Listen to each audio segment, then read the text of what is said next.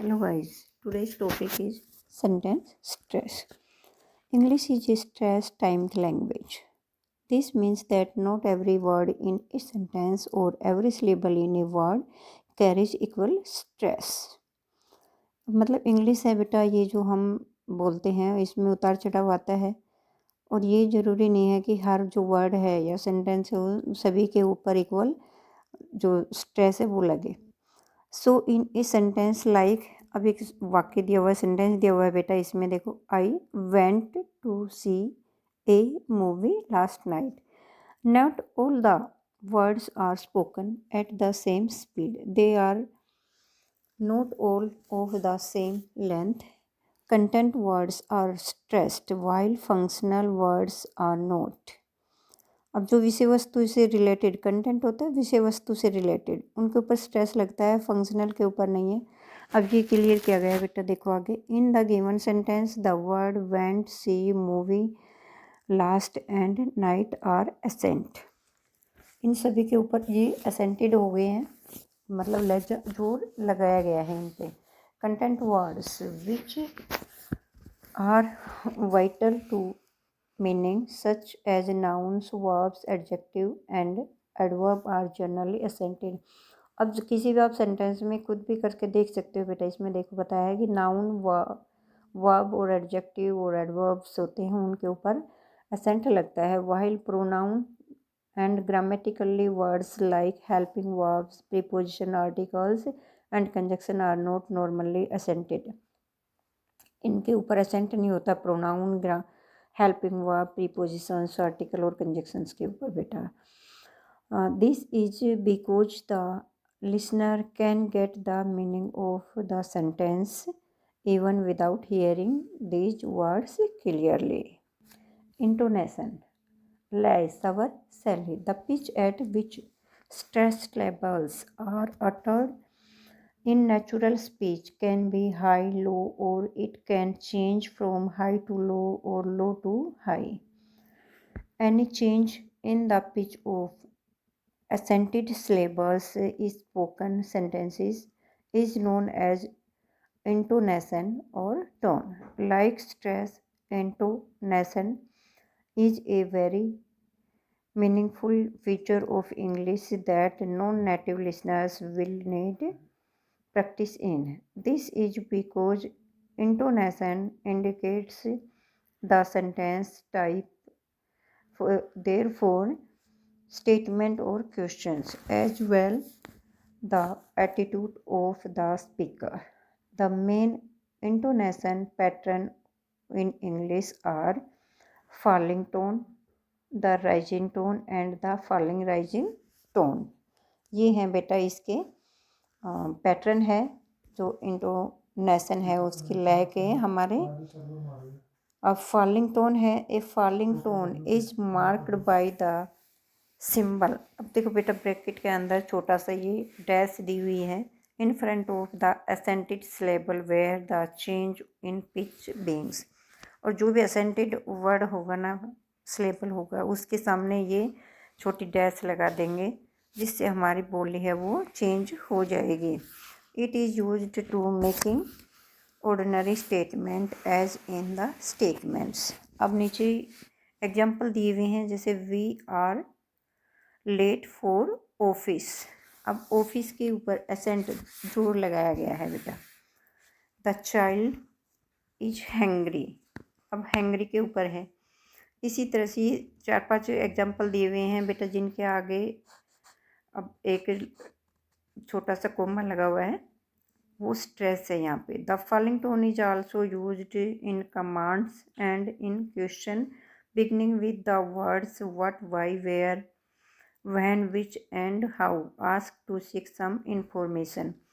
अब ये जो फॉलोइंग टोन है बेटा, ये कमांड के अंदर, और जो हमारा ये सेंटेंस दिया हुआ है इसके ऊपर हम क्वेश्चन पुटअप करेंगे WH फैमिली से, तब हमें पता चलता है कि इनके ऊपर हमने स्ट्रेस लगाना है.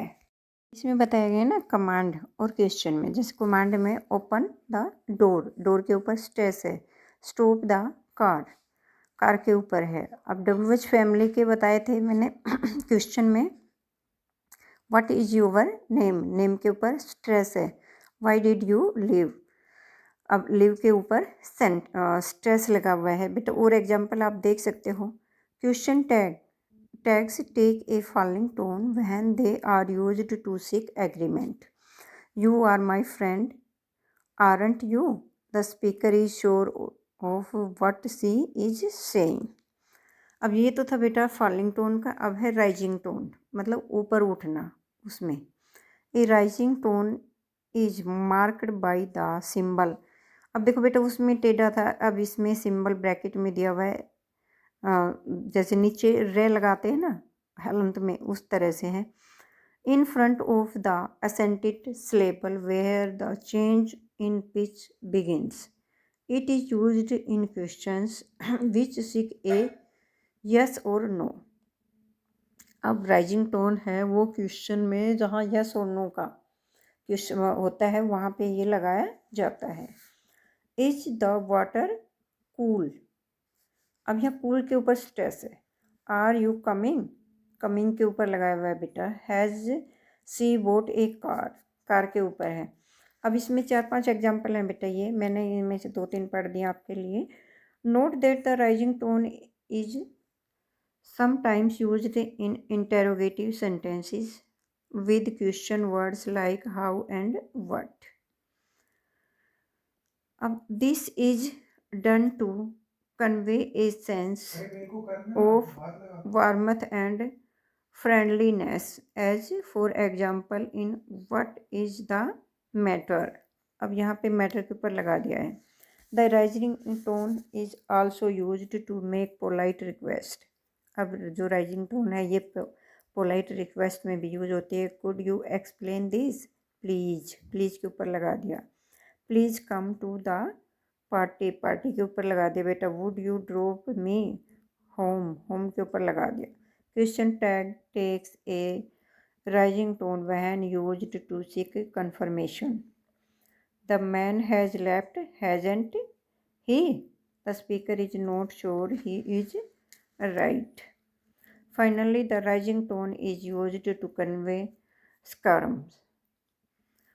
The man is powerful, powerful के ऊपर लगा दिया बेटा। And for example, can do as he pleases. The earth is ours to pollute, pollute के ऊपर लगा दिया when it is not really so.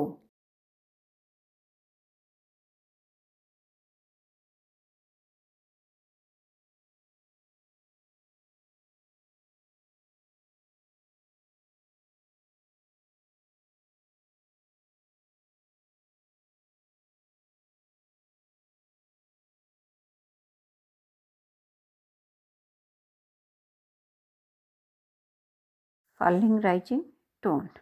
A falling rising tone is marked by the symbol. अब ओ डॉक्टर वाला लिखते हैं बेटा, देखो ब्रैकेट के अंदर ये सिंबल है, placed in front of the accented syllable concerned. It is used to convey more than the literal meaning of the sentence and these implied meanings are the speaker's attitude such as doubt, scams, reassurance and apology. Examples are given below. The situation is not completely bad. अब completely के ऊपर rising और falling दोनों वो लगे हुए हैं बेटा। इसमें reassuring है। The cook can surely make us a cup of coffee. अब यहाँ कप के ऊपर लगा हुआ है। You can manage, मैनेज के ऊपर है बेटा। Although he is lost the order. I did के ऊपर लगा हुआ है ट्राई हार्ड। अब बेटा आपके लिए मैंने ये डाला है सेंटेंस स्ट्रेस। आपको कैसा लगा कमेंट में ज़रूर बताना और अपने साथियों के साथ भी इसको शेयर करना।